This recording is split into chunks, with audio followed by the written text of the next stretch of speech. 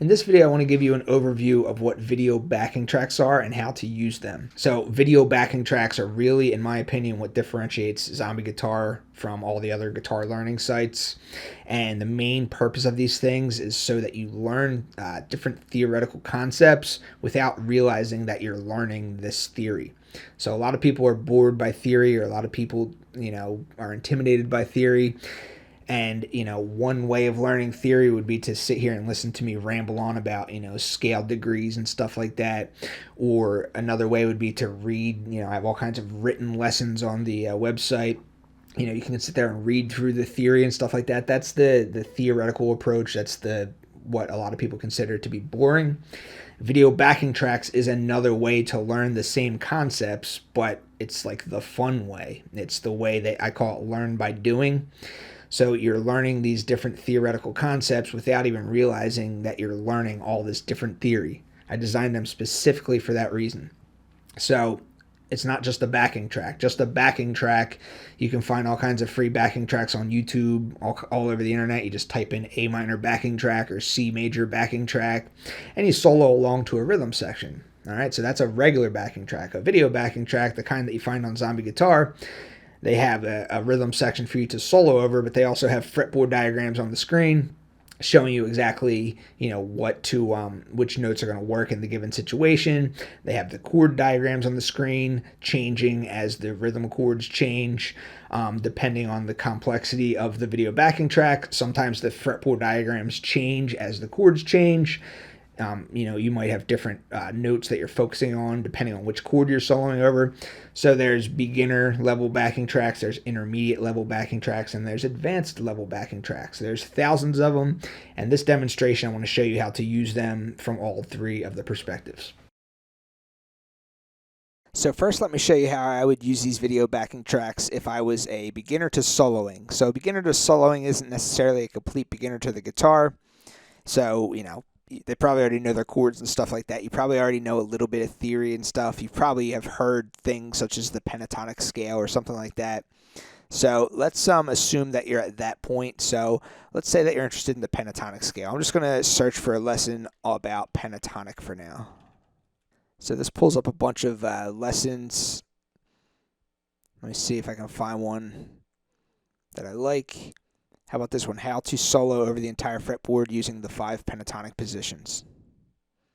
I've heard of this 5 pentatonic position stuff before. Let me check this out. So here's the main lesson video. Here is the written lesson, the diagrams and stuff like that.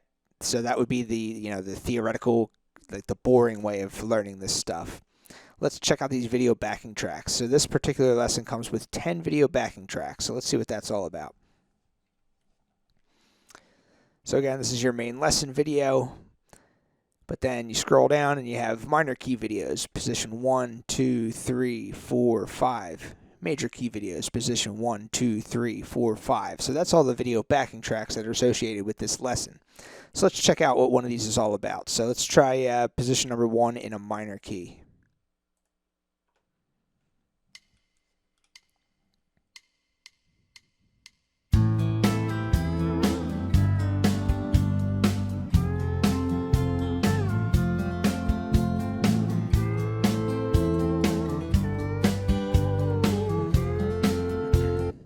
So this video goes on for about 10 minutes or so, or 9.5 minutes.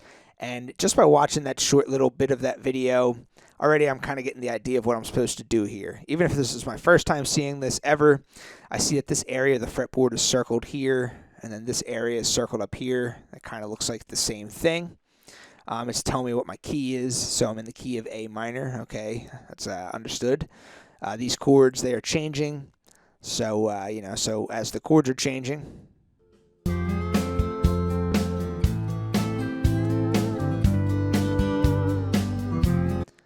all right, so those chords are all part of this key of A minor. That's what I'm getting, even if this is my very first time seeing this. All right, so I have my guitar in my hand. What am I supposed to do?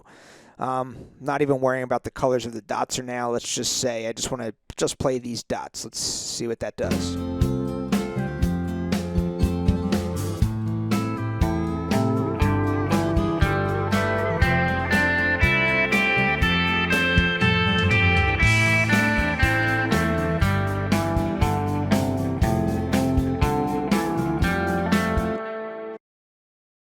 All right, so I see that if I play those notes, everything seems to work. Everything seems to fit together.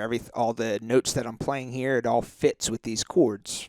All right, so it's the key. So even without understanding that much theory about keys and stuff like that, or major keys or minor keys or anything, this is kind of obvious of what's going on here. The scale that I'm using is fitting with the chords because everything is part of the same key. All right, so that's my first aha moment here. Let me look a little deeper. What are these colored dots? What's all that about? So it says white dot is the minor scale root. All right, so if I'm in the key of A minor, my scale root would be A. So I guess the white dot, every white dot is the note A. The red dot is the major scale root. I'm a beginner to soloing. I kind of don't understand that. I don't know why that's there. Let me just ignore that for now. Let me just focus on the white dot for now. White dot is the minor scale root.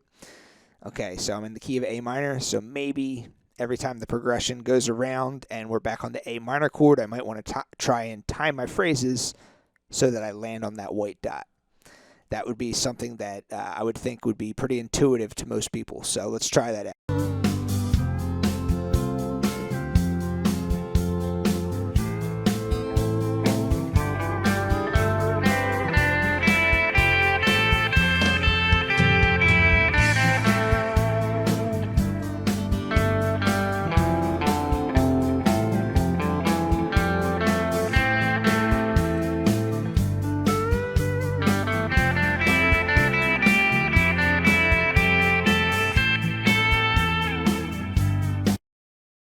All right, so if I land on the white dot every time the progression starts back over on the A minor chord, it seems to end my phrases nicely. So maybe I might just want to sit here and play around in this scale and make stuff up, come up with my own little licks and phrases, improvise, and just kind of, time stuff so that I land on that note A, the white dot, every time the chord progression starts over. That's that's the things I'm picking up, and I have this video is 10 minutes long, so I have 10 minutes to figure this stuff out. If I don't figure it out within the first 10 minutes, start the video back over again and keep trying. You'll get this stuff pretty quick. That's the idea of these video backing tracks. So as an intermediate, maybe I've heard of this whole concept of chord tone targeting. If you've watched any of my videos, you've probably heard me say it a bazillion times. I'm constantly talking about chord tone targeting and the importance of it. So as an intermediate, you probably already know your scales. You know your pentatonic scale. You know how to play in a major key. You know how to play in a minor key. You know your diatonic scale, stuff like that. But now you want to start getting good at targeting the chord tones of the chords that you're soloing over so that your playing sounds more melodic. So let me search for chord tone. All right, so it pulls up a chord tone soloing series, 10, 9, 8, 7, 10 different parts, how to solo with triads, introduction to the cage system, the one pentatonic per chord approach. So there's a bunch of different lessons that are talking about this chord tone stuff. Let me just check out this chord tone soloing series. Let's see what that's all about. So this lesson is 17 minutes long. That's the concept lesson. Here's your write-up for this lesson. But let's just focus on these video backing tracks again. This one has 3 video backing tracks associated with it.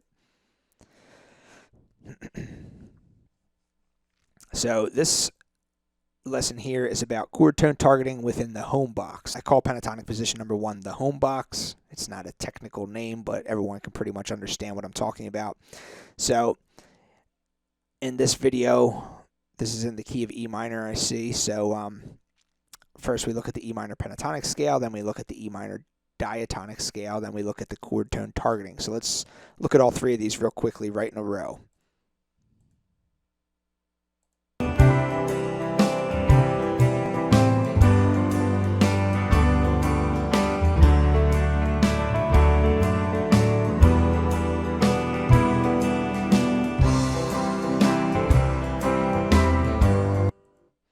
So this is telling me that I'm in the key of E minor.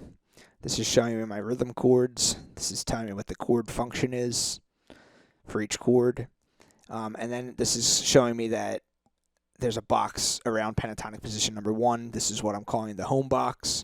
So if I just want to play here, this is my key, or my position number 1 for this particular key. So let's hear how it sounds.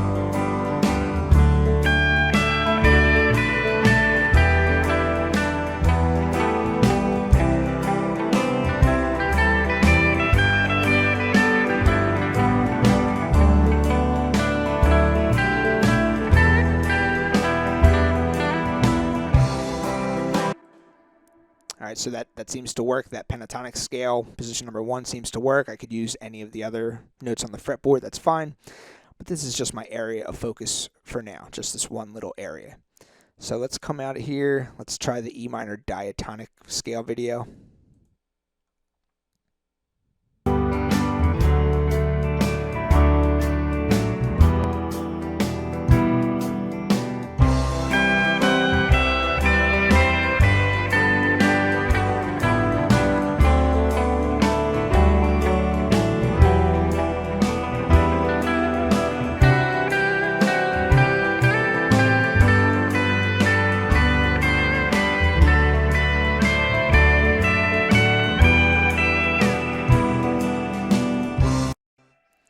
All right, so I see that I can add more notes there and it starts to sound more melodic. It's still just a scale though.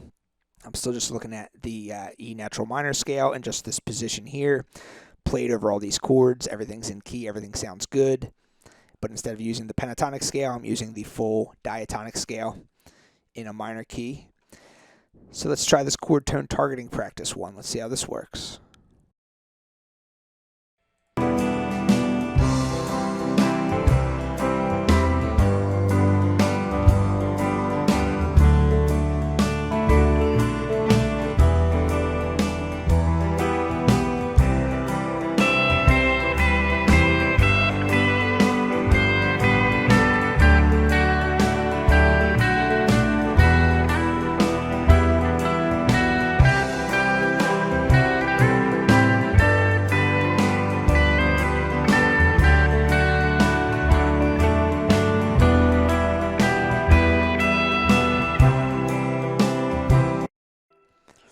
All right, so I can see that if I try and follow those green dots, that it's, it's connecting with the chords because those green dots are the chord tones. The chord tones are lighting up of the underlying chord. I'm just focusing on this one area for now. I'm ignoring the rest of the fretboard. But if I focus on these green dots, then everything sounds more melodic even. So I know the scale already. That was the first layer. Now I'm focusing on the chord tones of the underlying chords. So rather than searching for something, I'm going to come down to this quick navigation menu. And there's video backing tracks all over the place. They're in the courses. You find them in the in-depth lessons. All over the place. There's a complete video backing track library. There's like 2,000 plus video backing tracks here. I'm going to come to this caged and chord tone targeting in-depth lessons here. So see what's here. So each of these is expandable. So here's that 10-part chord tone soloing series that the search bar took us to. I typed in chord tone, so it found these lessons. Let me look at some other approaches besides caged, though. So this golden notes approach, this is one that people seem to like on YouTube. So this main lesson video is like 13 minutes long. Here's your written lesson, the conceptual approach. So this one has 5 additional video backing tracks. Let's check these out. All right, so here's your main lesson video, and then position number 1, position number 2, position number 3, 4, 5. So 5 pentatonic positions. So the goal of this is knowing exactly when to move outside of the pentatonic scale. So in this main lesson video, it tells you that over specific chords, if you can recognize those specific chords, rather than focusing on all the chord tones of all the chords, it's either pentatonic on or pentatonic off. So in this particular lesson, it's telling you that in the key of A minor, when the A minor and C chord are playing, A minor or C major chord are playing, it's pentatonic on. Just focus on the pentatonic scale. If any other chords are playing, then focus on just one specific note for each of those chords. So let's see how those video backing tracks would have you do that. So let's just look at position number 1 here.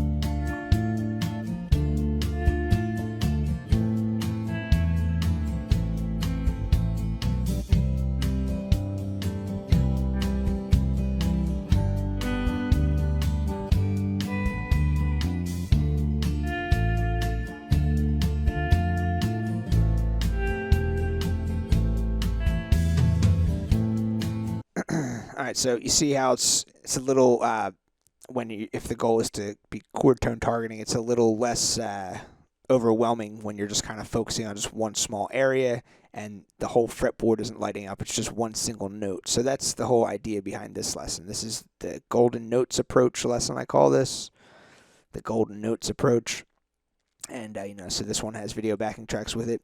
But all these in-depth lessons, not all of them, but a ton of these lessons have these video backing tracks associated with them. So one of the many different advanced approaches that you could take to soloing or playing the guitar would be to start focusing on modes. So, maybe that's an intermediate thing, maybe that's a more advanced thing, I don't really know, but let's just say that you know how to solo in major keys and minor keys, you're pretty good at that stuff. You know your pentatonic scale, you know your diatonic scale, you're pretty good at chord tone targeting, you have an understanding of the cage system and stuff like that. Now you want to start diving into the study of modes. So let's just try that out. Let's type modes in right here. So there's this three-part series on modes. This is actually the newest series that I did. And let's just look at one of these, how to solo across the fretboard using modes. So here's your main video. Here's your written lesson for this modes video. All right, so that's the theoretical approach. We're going to focus on the video backing tracks. So this lesson has 14 video backing tracks associated with it. So let's see what's going on here. So here's your main lesson video. So G Ionian, A Dorian, B Phrygian. All right, so it looks like for every mode there's 2 videos. So what's up with that? So there's a Dorian mode, and then there's the Dorian mode chord tone practice. So let's try them both. Let's try this one first.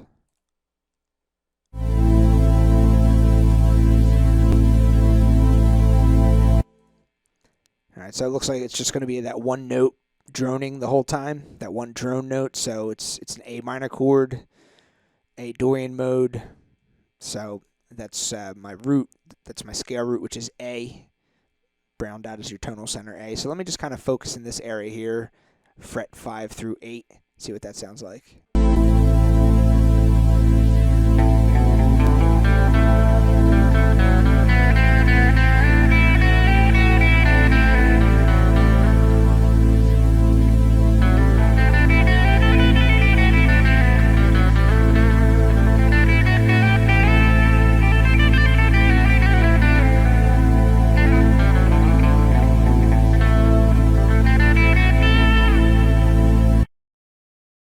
So I was just kind of sticking in that 5th to 8th fret region, just kind of focusing on playing there within this A Dorian mode, within this new framework of notes. I jumped up to here a little bit, but mostly I was staying in this area of the guitar. If I wanted to, I could utilize any other area of the fretboard that I want. For this particular lesson, there's no designated area of the fretboard that I should be focusing on. So I just focused on there for now. So let's check out this other video here. Let's check out the chord tone target practice one.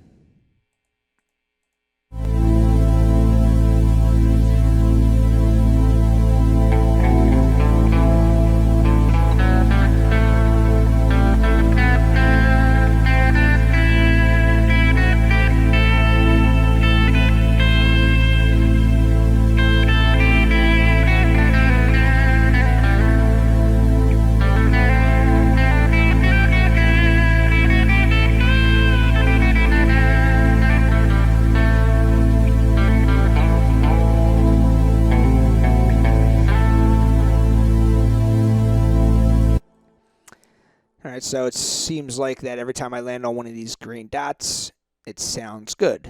So that's a good note to sustain on. Alright, so why is that? Okay, so the green dots are the chord tones of the A minor chord. I'm soloing over just an A minor chord. I'm in the A Dorian mode. Alright, so this video backing track is telling me that the goal here is to connect the A Dorian framework with the chord tones of the A minor chord. And when I did that, everything seemed to sound good. So that's another thing. These video backing tracks are found all throughout the courses and stuff like that. When you work your way through these different courses, Improv Basics, Pentatonic and Blues course, depending on what the focus is, video backing tracks start out in just one small area, and then you gradually expand until the entire fretboard is covered. Depending on what your topic of focus is, that's what the video backing tracks are about. But there's so many of these things, and they all coincide with the lessons. So as you're using the site, you could either take the theoretical approach, the boring approach, the approach that intimidates a lot of people, or you can take this learn by doing approach and use these video backing tracks. Just kind of put your guitar in your hand. It doesn't have to be, you could have an acoustic guitar, it doesn't matter. Just have a guitar in your hand, put it on your computer, turn on the sound, some crappy computer speakers, $5 computer speakers, and you can sit here and just play along with them. It doesn't have to be anything fancy. You're not putting on a performance for anyone. These are learning tools. I made them as learning tools. So hopefully that gave a better idea of what these video backing tracks are all about.